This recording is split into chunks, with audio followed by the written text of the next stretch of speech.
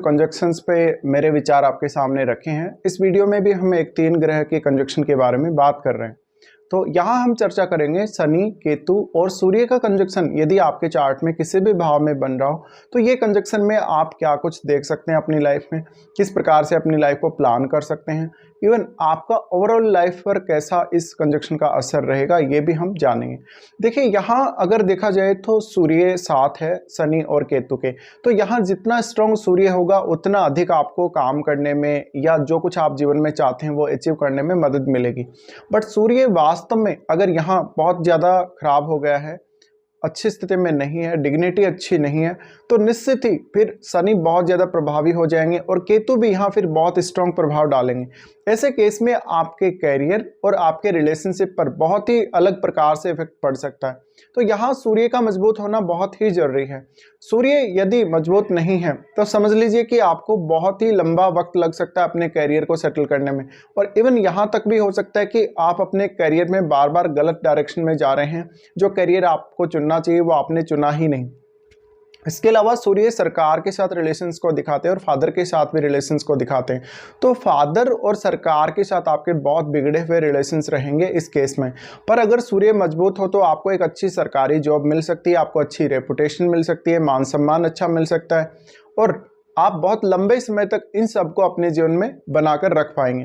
पर शनि और केतु यदि बहुत ज़्यादा पावरफुल हैं तो निश्चित ही आप अपने कैरियर में बहुत उतार चढ़ाव देखेंगे। इवन शुरुआत में काफ़ी स्ट्रगल देखेंगे जब आप अपना कैरियर बनाने जा रहे हैं, जब आप स्टडी वगैरह कर रहे हैं या जब फर्स्ट टाइम आप जॉब ज्वाइन करेंगे, उससे पहले आपने काफ़ी स्ट्रगल देखा होगा।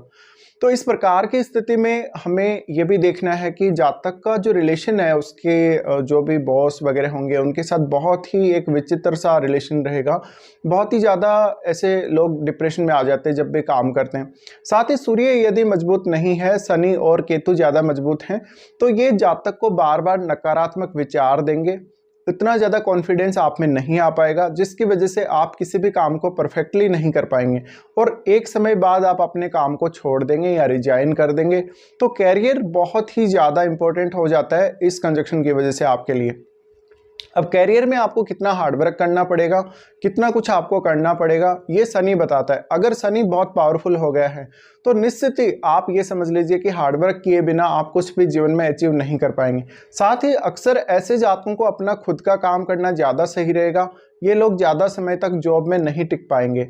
अब यहाँ अगर बहुत ज़्यादा स्ट्रॉन्ग स्थिति में केतु हुआ और अगर वो शनि के ज़्यादा क्लोज हुआ तो शुरुआत में आप काफ़ी हार्डवर्किंग होंगे और वास्तव में लेकिन जो कुछ आप पाना चाहते हैं, जिस प्रकार से जिस वे में आप पाना चाहते हैं उस वे में आपको रिजल्ट्स फिर भी नहीं मिलेंगे।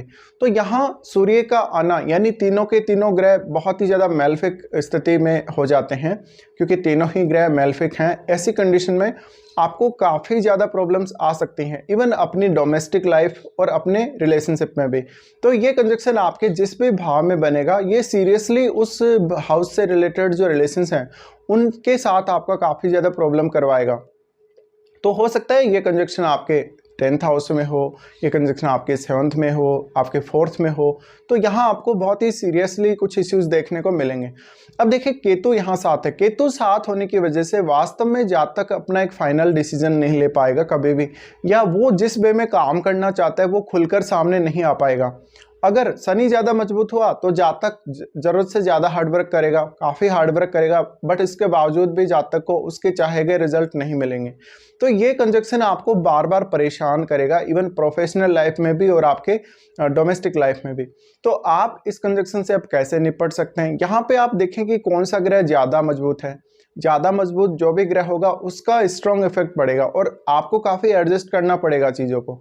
अगर सूर्य मजबूत हुआ तो आपको निश्चित ही बहुत अच्छी सफलता कैरियर में मिल सकती है, बट फिर भी आप अपने कैरियर में कभी भी संतुष्टि नहीं पा पाएंगे क्योंकि यहाँ केतु साथ है। केतु साथ होने की वजह से आप अपने कैरियर में कितना भी अच्छा परफॉर्मेंस दे रहे हैं इसके बावजूद भी आपको लगेगा कि आपको कोई और ऑप्शन देखना चाहिए, या कभी कभी आप कुछ मल्टीपल ऑप्शंस की तरफ भी जीवन में जा सकते हैं जहाँ पर आप अपनी एनर्जी को एक सही डायरेक्शन में इस्तेमाल नहीं कर पाएंगे या फुली एक काम पे फोकस नहीं करके रख पाएंगे। ये आपको मेजर इशू इस कंजक्शन की वजह से आएगा। अब सूर्य क्योंकि पिता के कारक हैं, सूर्य पिता के कारक होने की वजह से ऐसे जातक अपने पिता का सुख कम प्राप्त कर पाते हैं। इवन उनके पिता होते हुए भी वो पिता से थोड़े कटे कटे से रहते हैं, पिता से रिलेशंस खराब रहते हैं। साथ ही ऐसे जातकों में ईगो बहुत ज़्यादा आ जाएगा, घमंड बहुत ज़्यादा आ जाएगा, जिस वजह से आप काफ़ी गुस्सा होंगे, काफ़ी गलतियां करेंगे और कुछ ऐसे काम करेंगे जिसकी वजह से आप खुद को ही नुकसान में लेकर आ जाएंगे। ऐसी कंडीशन में कैरियर पर सबसे ज़्यादा ज़रूरी है आपको ध्यान देना। अगर आपका कैरियर अच्छा नहीं है, अगर आप खुद अपने लिए रिस्पॉन्सिबल नहीं होंगे तो आपको काफ़ी प्रॉब्लम होगी। तो ऐसे जातकों को सेल्फ डिपेंड होना बहुत ही ज़रूरी है। और यदि सूर्य आपका मजबूत हुआ इस कंजक्शन में तो सूर्य आपको काफ़ी कुछ जीवन में दे सकता है। बट यदि शनि बहुत ज़्यादा पावरफुल हुआ या केतु बहुत ज़्यादा स्ट्रांग हुआ तो निश्चित ही ये कंजक्शन आपको जीवन भर आपके कैरियर और रिलेशनशिप के लिए परेशान करता रहेगा।